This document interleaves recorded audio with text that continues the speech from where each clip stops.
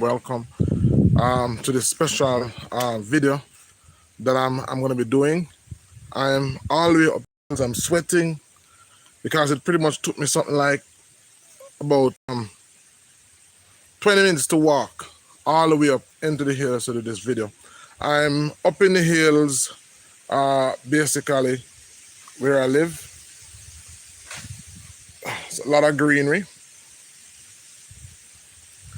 And I'm doing this video because today is the 30th and tomorrow is going to be the 1st of December, which officially begins the our open registration for those persons who want to embark on a career in natural medicine.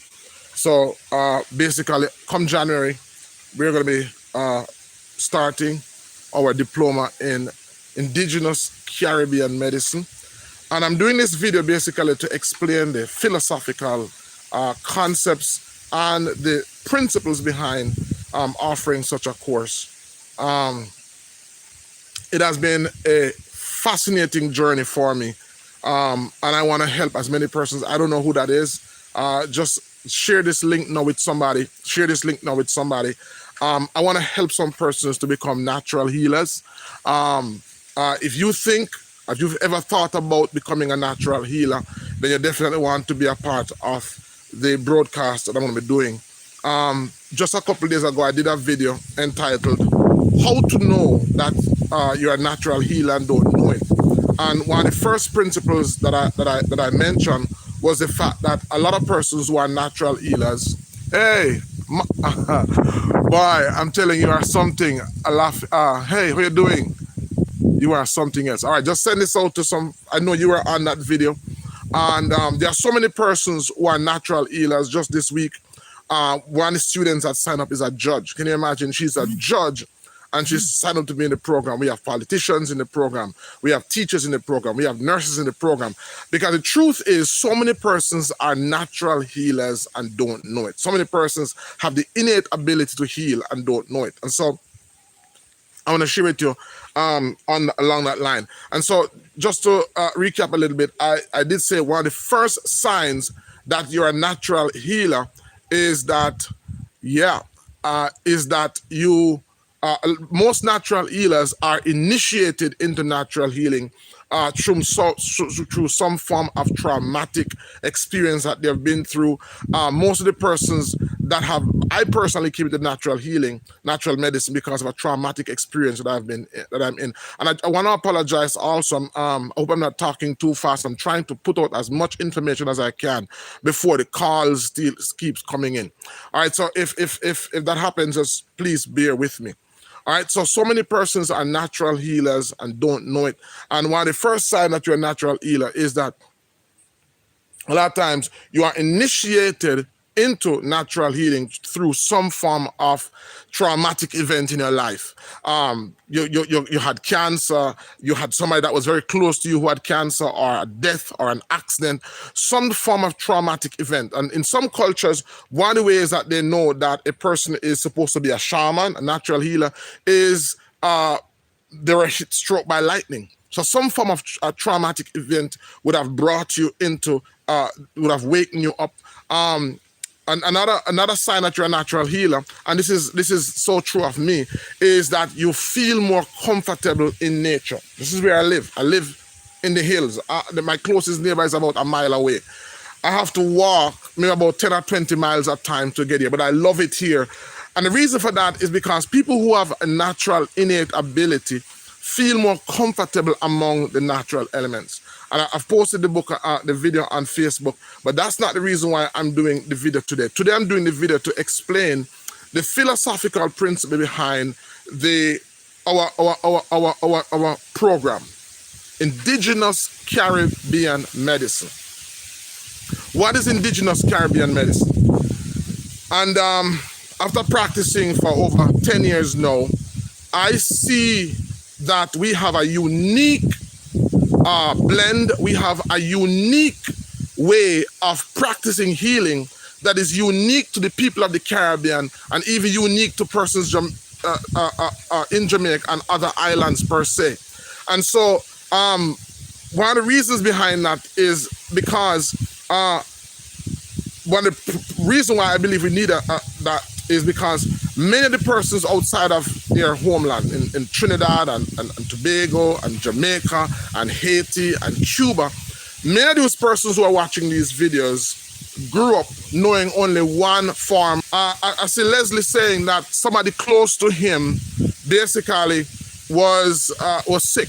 I want to hear from you. If you're watching, I see 7 persons on. Most persons who are thrusted into natural healing were initiated through some traumatic event in their life. All right, so there are persons outside of Jamaica. You're from Trinidad, you're from Barbados, you're from Antigua, if you're in your 40s or 50s, the only medicine that you would have really known is natural medicine. But many of you are living outside of your homeland. You're living in Canada, you're living in England, you're living in America, you're living in so many different parts of the world. And when you get sick, what you want to do is go back to what you know. You want to resort to the medicine that you trust, that has taken care of you for years. Not only taken care of you, but it has taken care of your grandmother, your great-grandmother, and all your ancestors before you. But here's a challenge. Here's a challenge. One, Jamaica and the Caribbean does not have a structured natural medicine system. And so because of that, even though you may know the herbs or you don't know the herbs, but you know what it did for you. Hey, Georgia, how you doing? You don't know where to access those herbs. There are many persons in Jamaica also, not even outside of Jamaica, but there are persons in Jamaica who the person that used to take care of them is their grandmother, their great-grandmother. And those persons have died and they have that passed on the knowledge. And so that's the medicine that you know. That's the medicine that you have trust. But guess what? The person who had the knowledge, they died. So you don't have that anymore. Your only option is to resort to what is available now. And most people don't trust what is available now. The system that is available now also is not so much caring for persons. Also, the system now that they use is harmful to you, and you know that. And so that is a justification for the need of organizing that knowledge so that it can be made accessible to persons. Indigenous Caribbean medicine. Jamaica and the Caribbean is a unique melting pot of cultures. Over the years, we have been colonized by the French, we have been colonized by the Spanish, we have the Tainos, we have the Arawaks. We have so many indigenous people as well as colonizers. So that's why we need to, that's why. So we have so many people, so many cultures, and so many history. So when the Spaniards came, the Spaniards brought their herb and their herbal knowledge. When the British came, they brought their herbs and their herbal knowledge. When the Africans came and they brought their knowledge.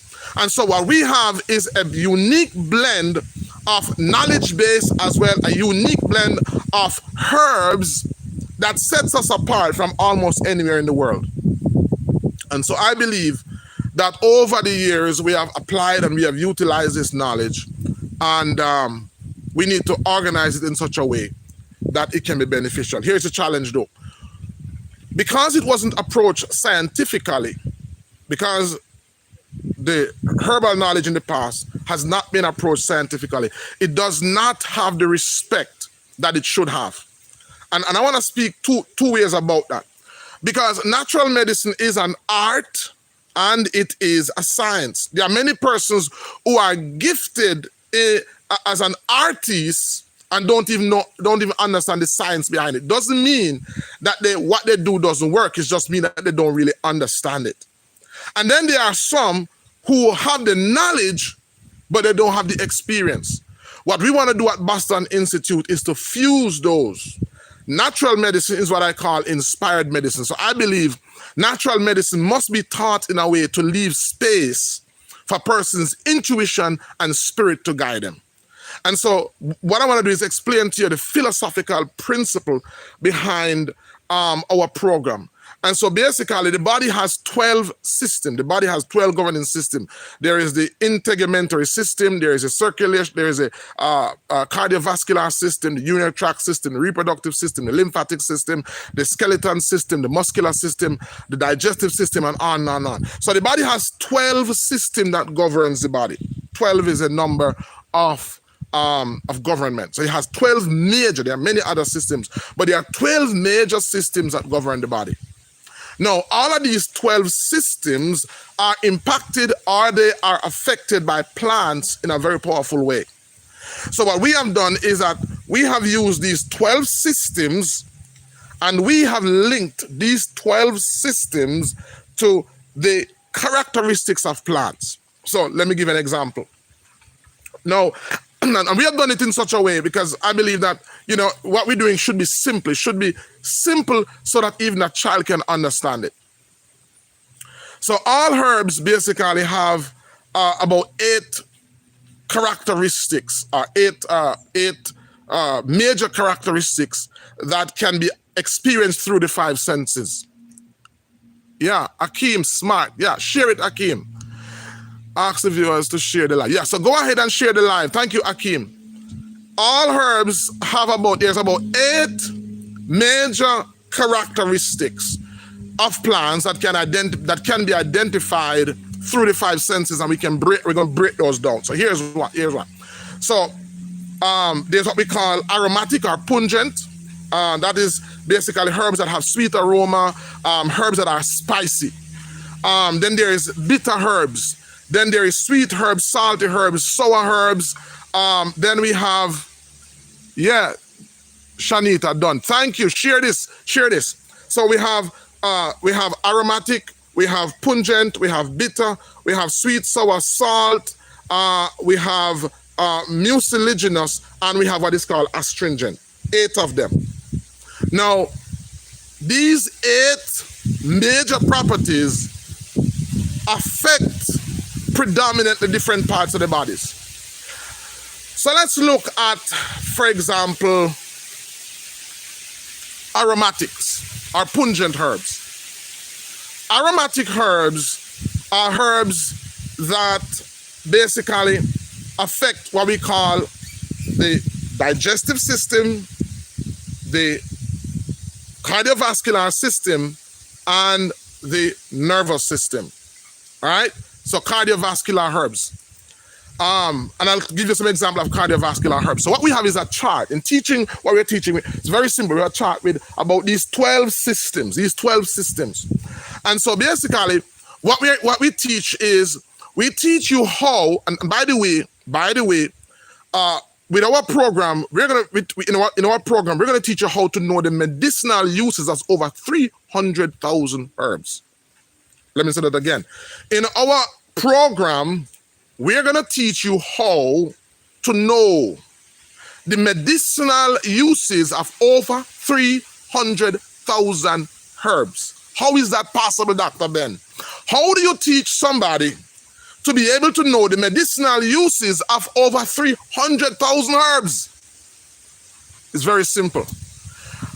Herbs fall into family. I'm going back to where we're going. I'm explaining to you the philosophical principle behind our program, Indigenous Caribbean Medicine. I'm going to share with you how our ancestors were so wise. So we just talked about the 8 major characteristics of herbs. Let's go through them again, which is pungent or aromatic. Then we have bitters, then we have sweet, then we have sour, then we have salt, then we have astringent, and then we have mucilaginous. All of those properties. So for example, let me just give you one. Bitter herbs. Bitter herbs affect mostly the digestive system, and to some extent the nervous system. All right? And the reason for that is because, and we want to go into the science, because we don't just want to give people information out there that is nebulous. Bitter herbs, there are certain chemicals that are responsible for the bitterness in a herb. We have tannins. And we can break down the tannins into different types of tannins. But we have tannins and we have glycosides that are responsible for that. And once you understand what are tannins, how tannins work, how glycosides work, we can further break that down. We know that most bitters also are nervines. They affect the nervous system. So what we have is a chart that we're going to be guiding you through. So you can use the 5 senses to identify all of what I just said to you. Let's look on sour herbs. Sour herbs basically affects. Sour herbs are high in ascorbic acid. They're high in vitamin C. And these herbs basically help to break down tumors. All right? These herbs help to break down tumors. And so what we've done is that we've helped you to identify which part of the body, which organ in the body, which structure in the body, because when a person is sick, usually, and I should have said this by first, when a person is sick, it is usually one of those 12 systems that is affected the most. So, for example, usually most persons start their sickness from in their digestive system. Most sicknesses start from the digestive system. So almost any program to help a person to get better usually will start in the digestive system. And what we do is what we call the ABCD approach. ABCD. Natural medicine is simple. ABCD. Activate, build, cleanse, and direct aid. So some persons are sick because there are chemicals in their body that is not activated. It's either deactivated through chemicals or it's deactivated through some form of toxins. So once you get those enzymes activated or those hormones activated, most time persons will get better. Most women who have hormonal problems, it's usually caused by a blockage or an imbalance. So activate. So what we do is that we teach persons how to identify also what's wrong with persons. So activate, build. Some persons are weak because their body are run down. It's in a state of brokenness. So activate, build. So some persons need to be built up. That's all they need. Other persons are overstressed, overworked, and all they need to do is to be built up for them to get better. So activate, build, cleanse. Some persons who are sick needs to be cleansed. They need to go through a cleansing person. But what I want to say, a lot of times people come to me, oh, I want to be cleansed. No, every time a person goes through a cleanse, their body is being broken down. There are persons who come to us that before we can build them, we need to cleanse them. So there's what we call the ABCD approach. A, activate, B, build, C, cleanse, and then there's D, direct aid. So there are times when persons' system may need direct aid. They may need a herb. So for example, a person may need a herb to expel mucus. That's direct aid. So after putting together the entire program, we may offer direct aid to different parts of the body. So the person has mucus, so this person is going to need a herbal formulation or herb that will help them to expel mucus. They may need something to stop them from coughing. They may need something to cleanse their blood. ABCD approach. Now, here's the trick. The 12 systems. My job every day when people is to find out what is their weakest system. And if you ever come to me, and we're going to teach this in the course also, we use a machine called a quantum analyzer. We use a machine that allows us to do over 35 different evaluations. We want, when you come to see us, our job is to find out what is your weakest system. Now, if we evaluate you and we find that out of the 12, 4 is weak, or 3 is weak, or 2 is weak, we may not necessarily apply support to all 3, all 4, or all 5. What we do is we find the weakest system, support the weakest system, and usually the body starts to correct itself. So let me give you an example. So you come to me and you say, Dr. Ben, my feet are swell. I'm having poor circulation. My legs are swell. And we put you on, we do an assessment and we realize that your cardiovascular system is weak. We realize that your nervous system is weak. We realize that your digestive system is weak. We realize that your lymphatic system is weak.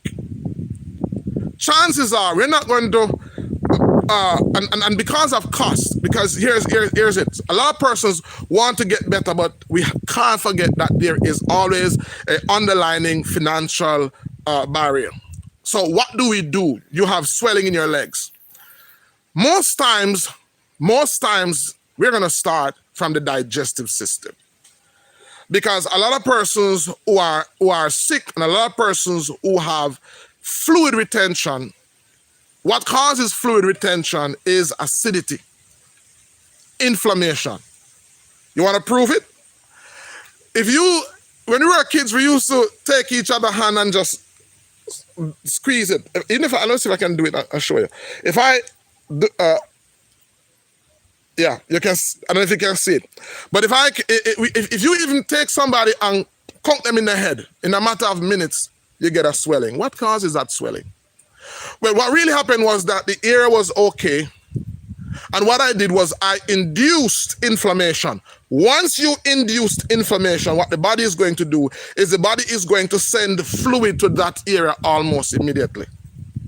It's going to send fluid to try to heal and repair, and to use the fluid to also take away any waste that was created from the damage of the cells in that area.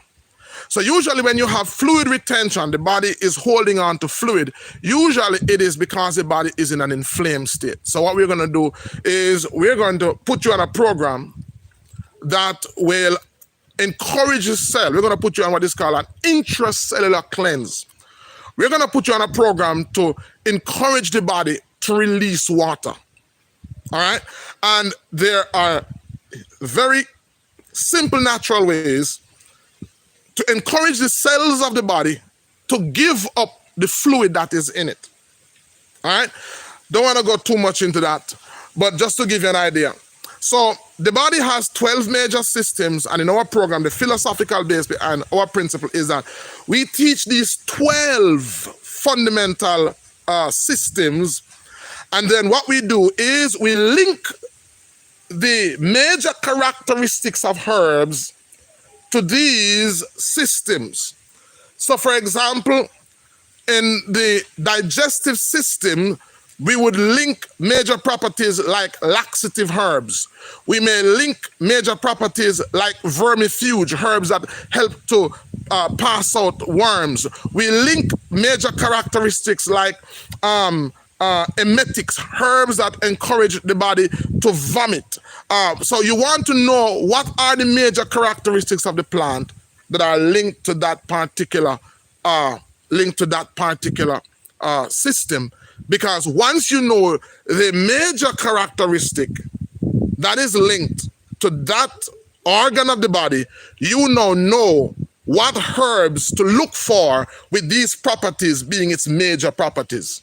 So for example, if a person had a particular digestive issue and they needed an emetic, something to throw up, I would right away know that I need to look for emetics. Emetics are herbs like duck flower.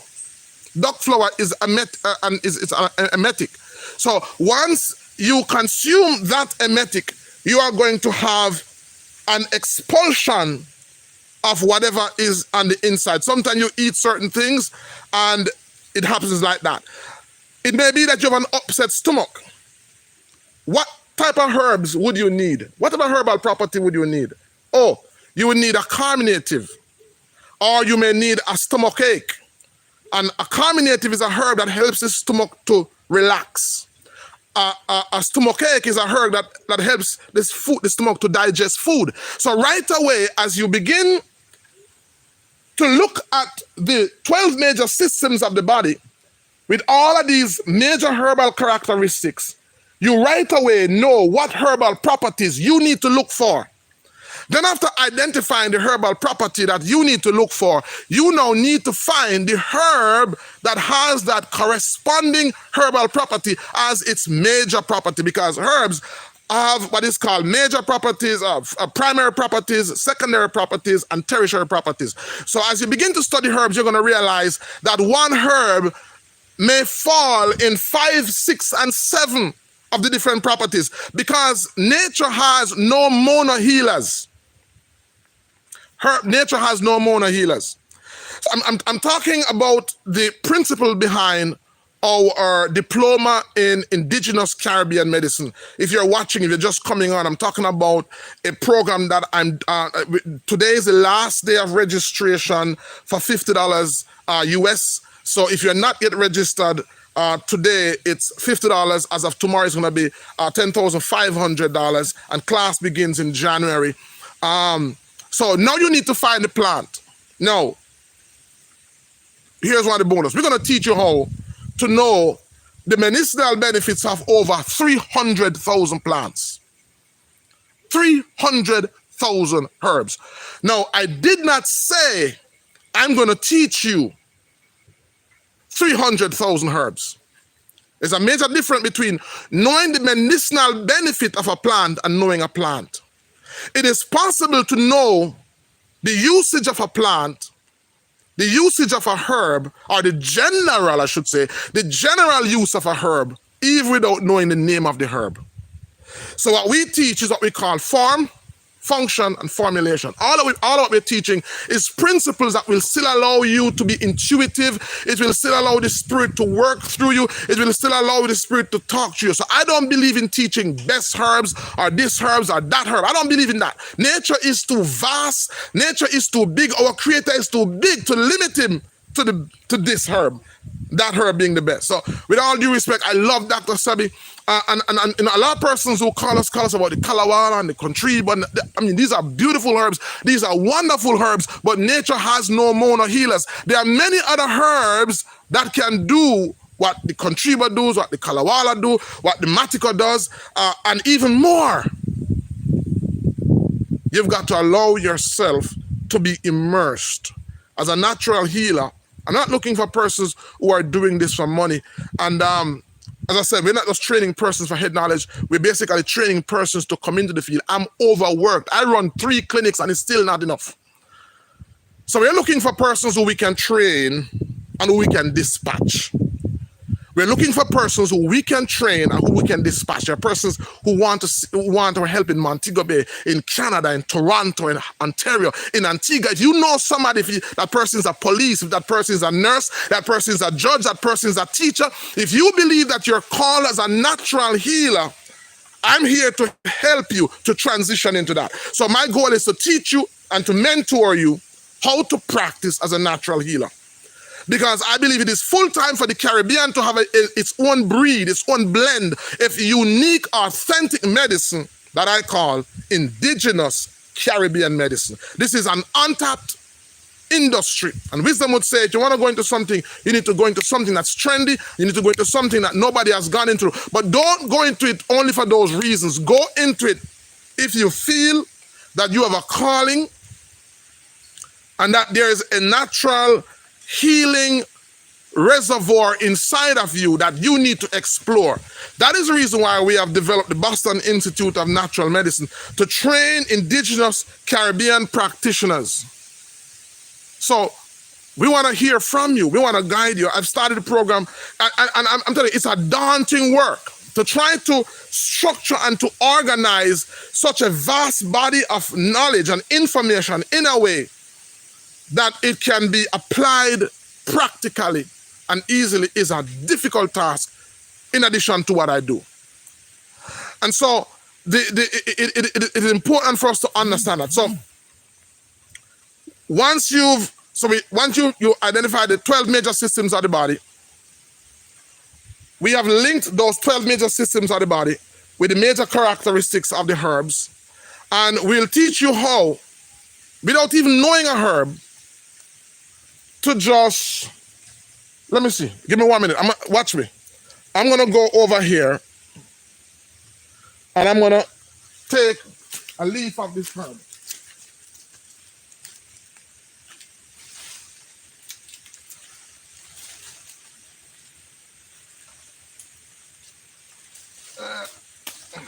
Sorry to be doing that to you. Now, this is a herb. It's called the show button, Ardisia, or Ardisia elliptica. And going to be doing a video on this. Now, let's say I didn't know this herb. And of course, how will we teach you to know over 300,000, the major uses of over 300,000 herbs? It's simple. Let me give you a simple overview. Now, one of the first thing that we do when we teach herbs is we teach there are hundreds of families of herbs. But we're going to teach you 8 of the largest herb families. 8 of the largest herb families in the world. So, the mint family. The mint family has over 16,000 genuses within that family. So the mint, peppermint, black mint, and many, many more. Now, how do we teach you? Now, mints are identified because once you teach a family, what happens is that once you identify a family, the herbal properties tend to be similar within the same family. So, within the mint family, and if you pick a mint and smell it, it's aromatic. That aroma that you're smelling is due to volatile oils. Again, volatile oils. That also helps to guide you as to what modality to prepare this herb in. Most mints the chemical that is most powerful in it is volatile oils. So it's always best to preserve it in oils or alcohols. All right. So mints, and you can identify members of the mint family by the fact that they have square stems and they usually have opposite leaves. These have alternate leaves. So most mints have square stems, they have opposite leaves, and they are usually aromatic in flavor. There are exceptions to that, but for the most part, for the vast 16,000 herbs that fall under the mint family, most of them, if not all of them, will have square stems, opposite leaves, and they will usually smell very good. Now, what are the characteristics? What are the healing characteristics of mint? Even if you have seen them, this is general. So most mints, because of the volatile oils, most mints are anti-catarrh, which means that they break up mucus. Most mints are help to expel, are decongestants. They help to soothe the stomach and they help with coughing. So once we identify a family, there are certain herbal characteristics that are unique to that family. And so with that understanding, you can approach a herb and apply the 5 senses. You can look at it. Is it square stem, opposite square stems, opposite leaves? Is it aromatic? Then there's a high chance that's a mint. And so you can now apply the knowledge that these are decongestants, these are anti-catarrh, these are herbs that that make up most of the herbs that help with cold and flu. Now, I don't know if you're getting the gist. So there's the mints, there's the mustards, there's the rose family, there is the grass family. So we are going to teach you in this program how to use that knowledge and how to apply that knowledge. So I went to pick this show button, and it's called show button because of if you can see the fruits, they look like buttons. I take this leaf,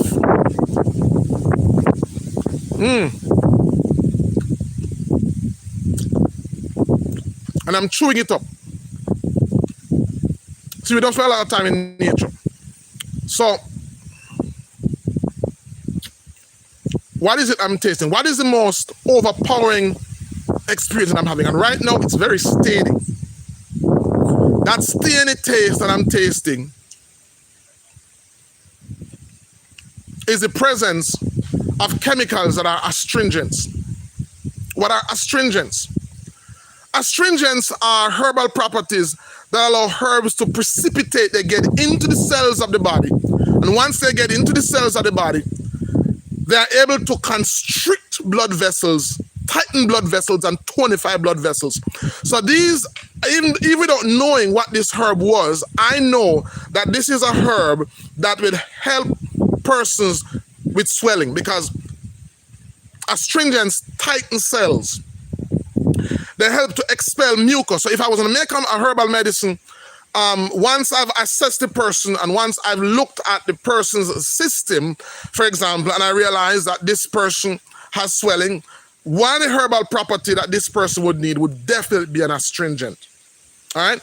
So astringents, a lot of the mints are also astringents, which is the reason why they're also very good for getting up mucuses. And there are subcategories within astringents. There are bitter astringents. Some astringents have what is called glycosides, and these are and some glycosides target specific part of the body. Some glycosides target the heart. Some glycosides target the pelvic area.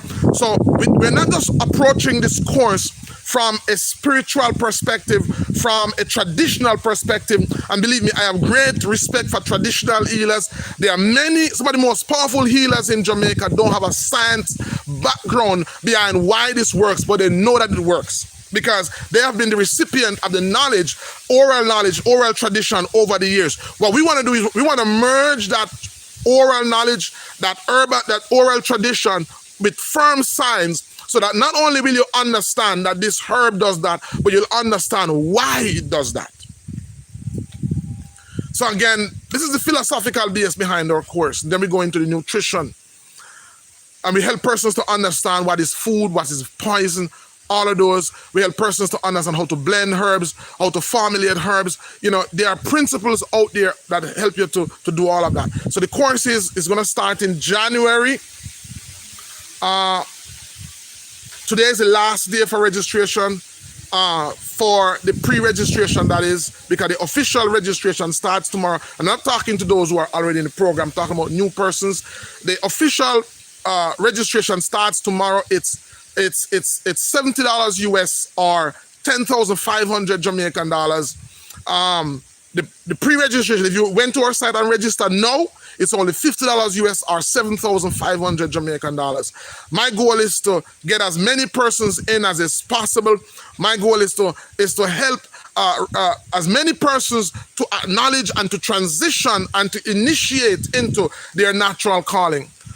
Alicia Howard, you want to know how you register? I'm going to put the link in the description of this video.